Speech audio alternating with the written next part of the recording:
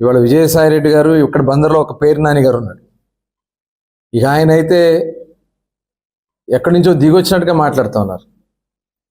నెల రోజుల్లో ఏమీ చేయలేదంట. నీ కళ్ళు పోయినాయా, లేకపోతే ఆయన కామంతో ఆయన కళ్ళు మూసిపోయినాయి. విజయసాయి రెడ్డి గారు నీకు దేంతో మూసిపోయిందో చూసుకో ఒకసారి. డబ్బు మతంతో మూసిపోయిందేమో, మొత్తం లాగుతాం బయటికి. నీ ఆస్తులు మొత్తం వివరాలన్నీ మా దగ్గర ఉన్నాయి, కట్టలు ఉన్నాయి. రేపు ఖచ్చితంగా వీటన్నిటి మీద ఎంక్వైరీలు జరుగుతాయి. నీ ఎక్కడ దాచినా మొత్తం కూడా బయటికి తెస్తారు.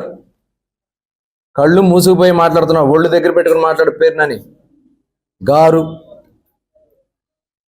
ఒళ్ళు దగ్గర పెట్టుకుని మాట్లాడకపోతే తగిన బుద్ధి చెప్పారు ప్రజలు. ఇంకా సిగ్గురాల, సిగ్గు శరం లేకుండా బయలుదేరుతున్నారు. ఇవాళ ఇసుకిచ్చాం, ఇవాళ డిఎస్సి కండక్ట్ చేయబోతున్నాం, పెన్షన్స్ ఇచ్చాం. మీరు అక్రమంగా దోచుకోవాలన్నటువంటి ఇళ్ళు పట్టాలన్నీ కూడా దోచుకోవాలని మీరు ప్రయత్నం చేశారే. భూ హక్కు చట్టం ఇవాళ దాన్ని రద్దు చేస్తున్నాం. ఈ భూ హక్కు చట్టం ద్వారా మన ఆస్తులు మన దగ్గర ఉండవంట. మన ఇంటి డాక్యుమెంట్స్ జెరాక్స్ కాపీ మన దగ్గర ఉంటుందంట. ఒరిజినల్స్ అన్నీ వాళ్ళ దగ్గర ఉంటాయంట. అవి తీసుకెళ్ళి వాళ్ళ అప్పులు తాకట్టు పెట్టేసే అవకాశం కూడా ఉంది. ముఖ్యమంత్రి ఆల్రెడీ పెట్టేశారు చాలా. అసలు మన భూముల మీద ఏదన్నా లీగల్గా ఫైట్ చేయాలన్నా మన చేతుల్లో ఉండదు.